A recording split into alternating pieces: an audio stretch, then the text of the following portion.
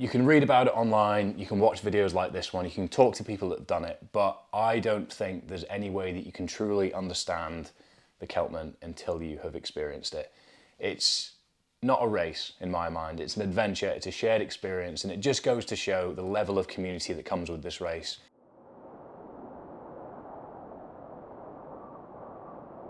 So year 10, how has the race evolved over the past 10 years?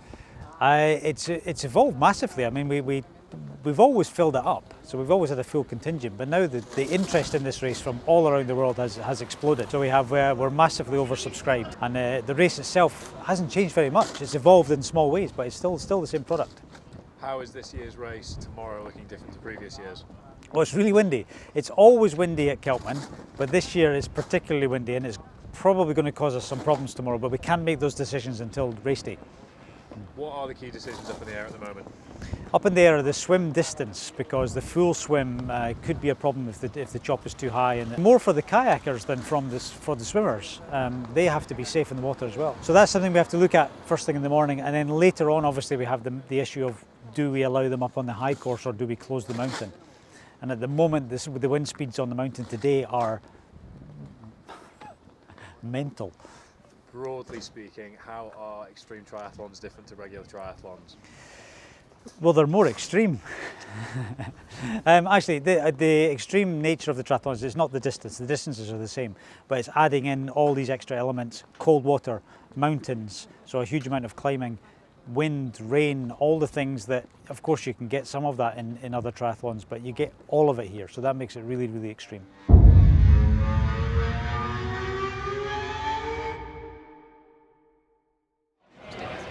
I'm nervous, honestly. It's been a bit of a rush there, I don't know why. We just had everything ready, but it just felt like it took ages to get to and from. Weather's been horrendous, and I've just kind of got into my own head a little bit today. Wind is not my strong point, and there's a lot of it today, so let's go, see what happens. All I can do, I need to get on the bus. Swim's been feeling solid, so let's get out of the way and see what happens. Plain and simple, but I'll hold my hands up and say, don't normally get nerves, I normally view things very objectively, but I'm full of them right now. Last year, plain and simple, I fell a little bit short of what I was hoping to achieve, which was the high course, a blue t-shirt, and this year I went into it with a clear plan on how I want to rectify those mistakes.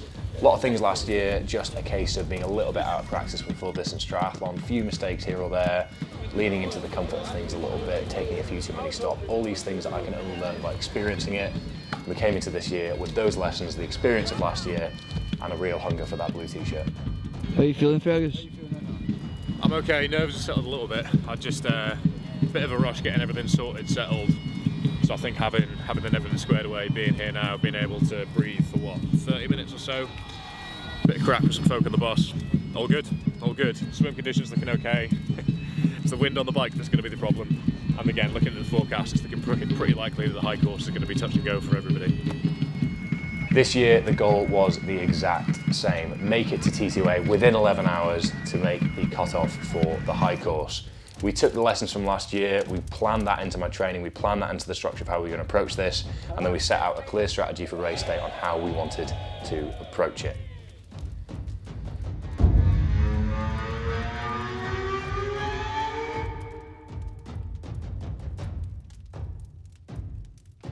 My biggest fear with the swim was that all the work that I'd done, all the frequency that I'd worked in my swimming to just shave that 10-15 minutes off last year, I almost just didn't trust in it.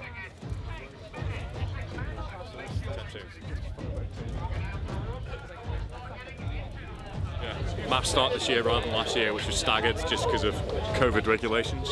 I'm sure we're all quite familiar with those. So I think at that point, it's probably time to head off. Here we go.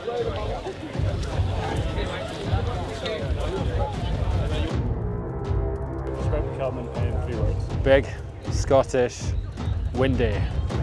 Epic. So that's just one. How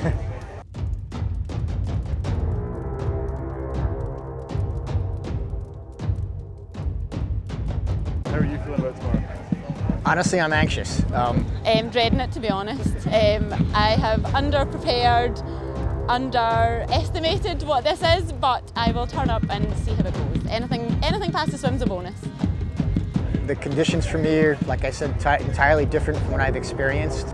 We don't have this kind of rain and inclement weather, and the hills are not as rough or steep as what we've got back home. So, pretty nervous. We've just lost one of our compasses, so hopefully we'll be able to acquire one of them. But I'm excited to see what will happen over the next 16 plus hours or so.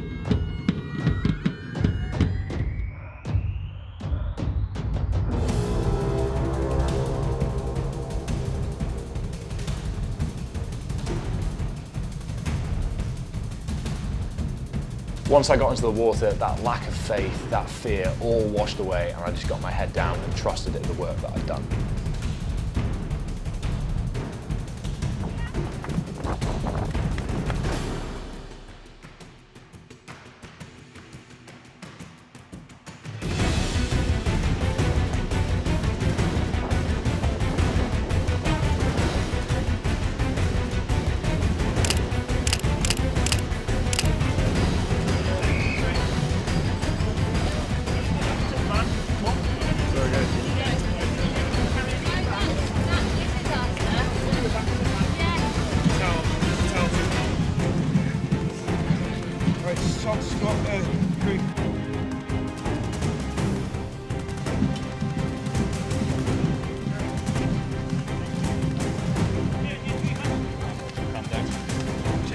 Right, see you in a bit. Let's go, mate. Oh, Fergus. Let's go, mate.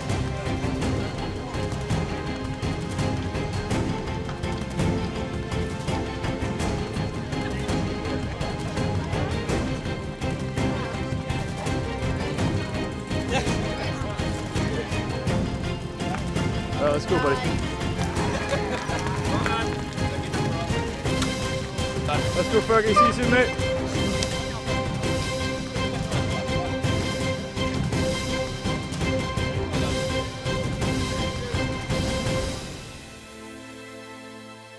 My biggest fear with the bike was that an already intimidating, tough course was going to be made even tougher by really, really brutal weather. And I just had this feeling in my head for the weeks running up to it that it was going to be a really tough day out. Lo and behold, toughest day the CELTMAN's had in its 10 years of racing.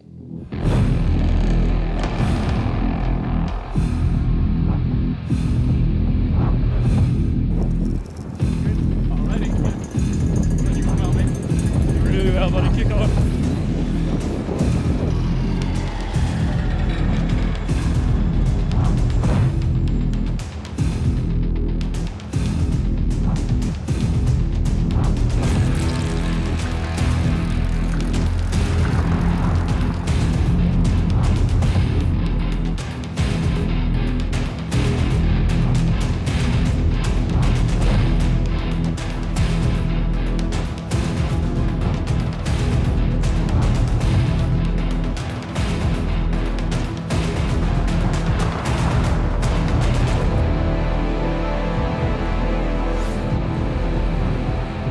Once I got moving on the bike, that confidence started to build, and I just put trust in the strategy that I planned ahead of time. Yes, there was wind, yes, there was rain, yes, there was cold, yes, it was the toughest conditions in 10 years, but there's nothing I could do about that, so stick to the plan and see it through. 80k to go. I've just got to hold on now, knowing that headwind's coming.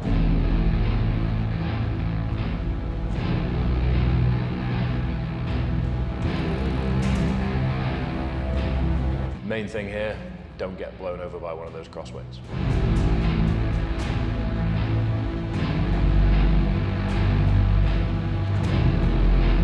Right, last 40k, headwind the whole way, you know what's coming, everybody knows what's coming every year, get your head down, crack on, there's only one thing you can do, and that's see it through.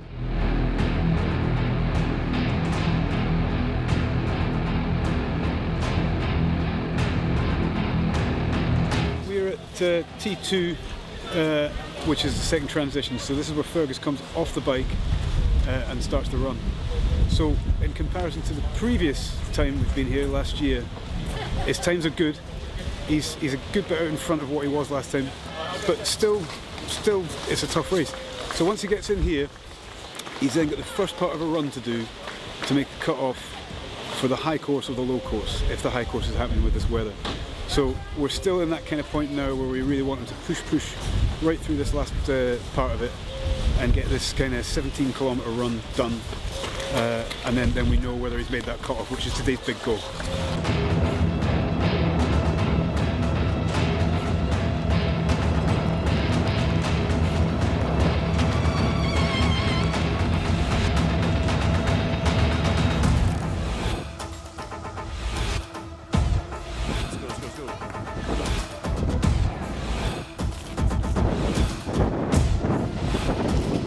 That was tough. Quicker than last year, but the conditions are an absolute joke. I've never experienced one like that in my life. It felt like a headwind the whole way, other than on the 835 as well, so let's crack on. No prizes for guessing what my biggest fear on the run was. Plain and simple, not making T2A within the 11-hour cut-off.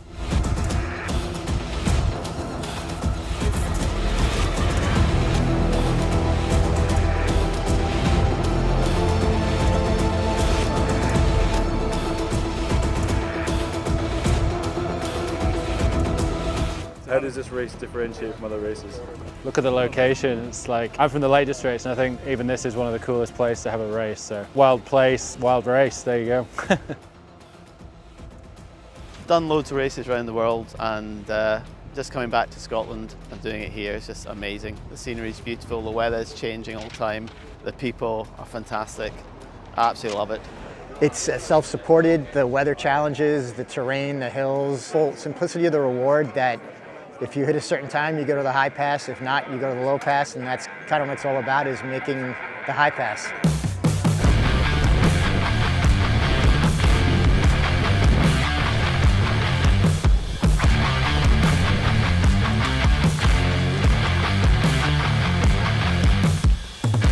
Just keep a decent pace on this flatter bit.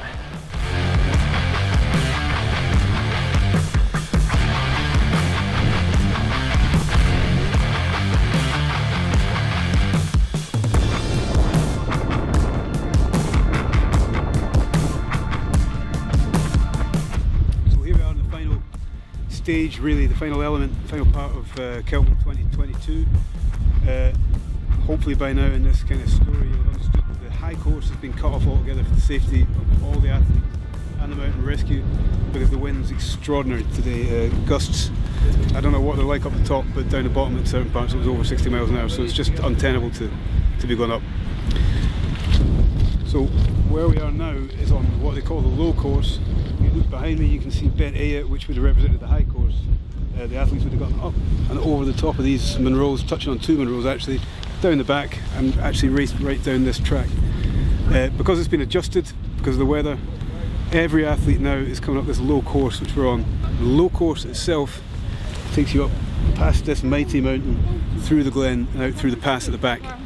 And the mistake a lot of athletes make is thinking that this low course is an easy course. The high course is hard, the low course is easy. It's not the case at all.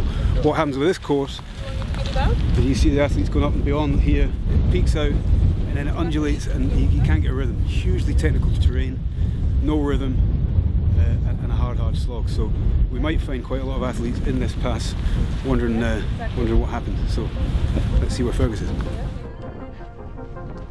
I had a plan, I had my support runner, we stuck to the plan, and whilst there were a few moments along the way where it felt like it was a little bit out of reach, ultimately we got it done and we made it to T2A on time.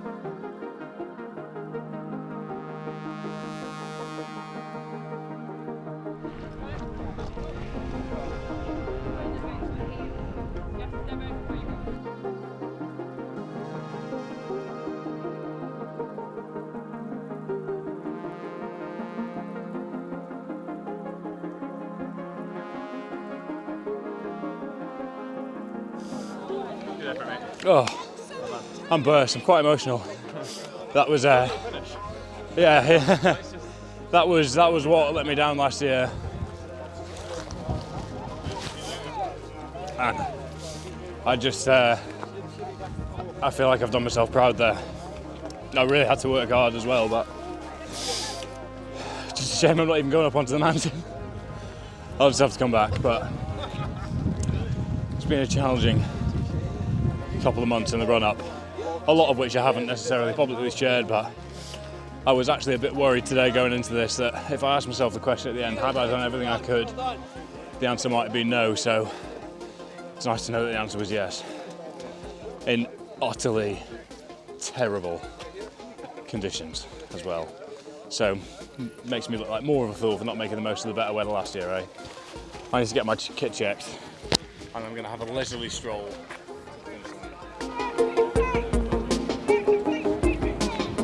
At this point, it was hard to really find the motivation, the desire to really push on for the rest of the low course. And I wasn't alone. A lot of people that I was speaking to at T2A that had made their goal of getting the high course cut off felt the same way. So ultimately, I just thought, let's embrace the experience, spend some time with the amazing people as part of this race, embrace the bad weather, and see it through to cash in the check that is the blue t-shirt. How are we feeling after that?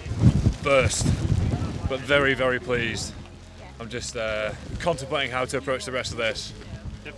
And then I'm just going to try and enjoy the rest of this, because that is well earned, hard fought for, and I really, honestly, don't even slightly care about how long it takes me to finish now. The time is arbitrary.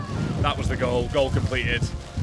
But I might actually swallow my words and say I'd rather get home and get in the bath, because this is getting worse fast. But just very, very pleased. Big thank you to everyone. Craig did a shift there, getting me along. Pacing wise, good group of us at the end there, actually pushing each other, so happy days. Let's go. Scott, you did it. Yes. And you also got me. Do you manage? We were like, pardon? Do you manage? We got there with like 5 to go, Good man. and keeping you in the fight.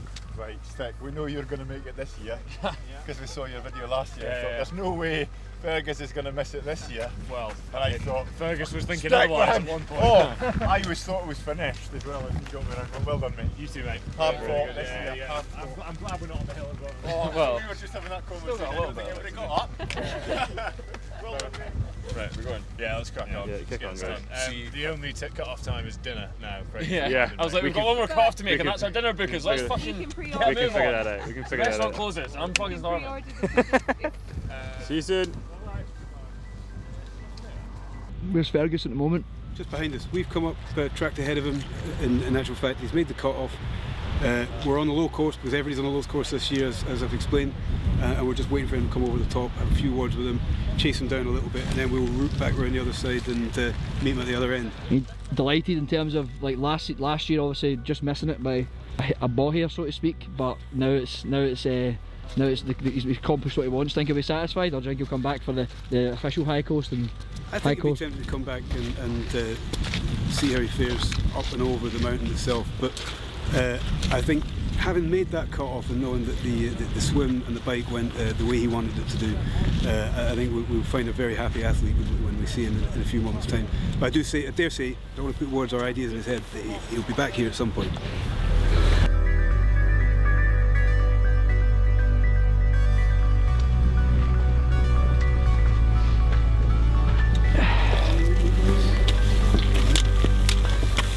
So how are we? Pretty done in. Done in, battered? Yeah, battered, but moving. Just want to crack on. Back in blue, innit? Yay! Made it. Made it. Chuffed? Very. 12 minutes to go. Cheers. Thank you.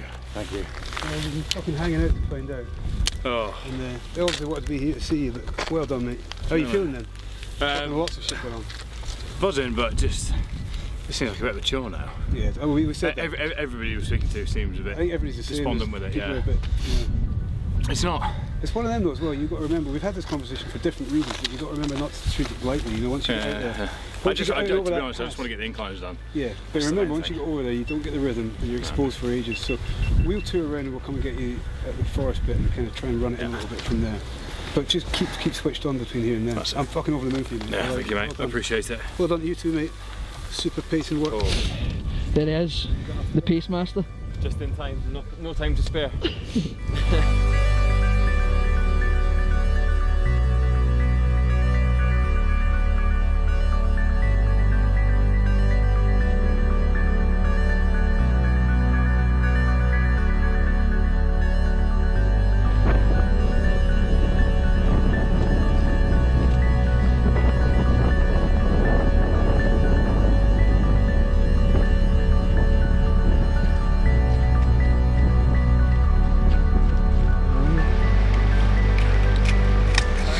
take the cough down.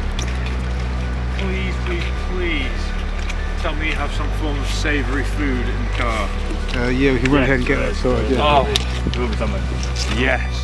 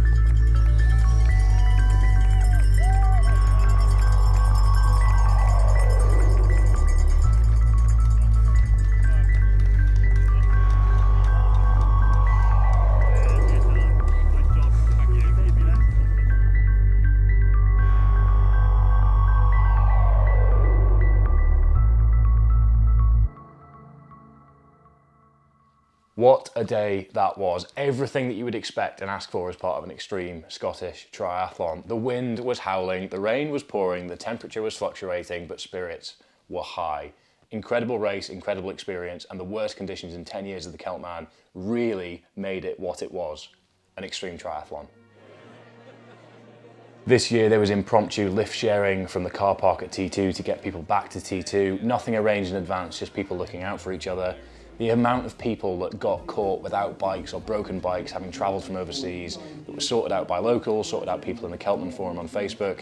Everybody was looking out for each other, and there was a real collective, shared experience that goes with this event.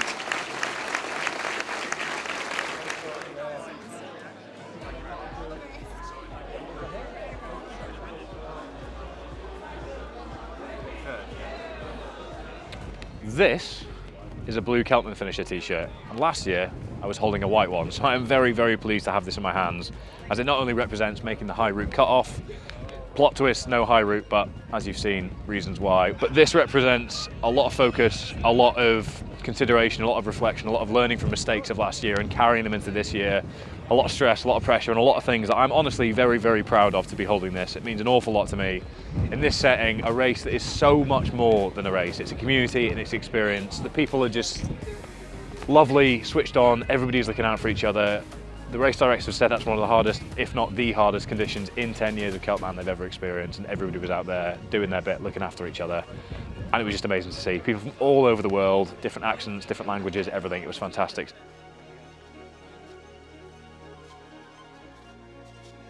It's always tough to have faith in yourself for what's next when you're that fatigued at the end of a race like this, but with the Norseman looming next year, it makes me excited to take on a similar environment, a similar race, with similar heritage and a similar community around the experience. And all the CELTMAN's done for me this year is get me really, really excited for the Norseman next year. The world's most notorious, most infamous triathlon. Let's try and chase down that black t-shirt. Will I be back?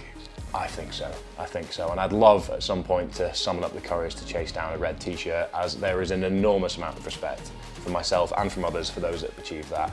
An incredible race, an incredible setting, the demand is different every year, and to experience it every year, I can guarantee no one year will be the same.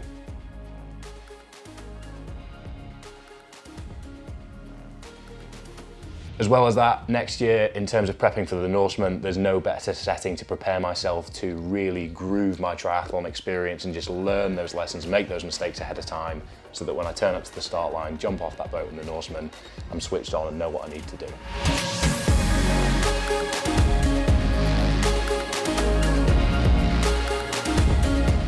As I was racing, I saw other crews helping other athletes with punctures, with food, with nutrition, so many things along the way that just make you think, I am happy to be a part of this.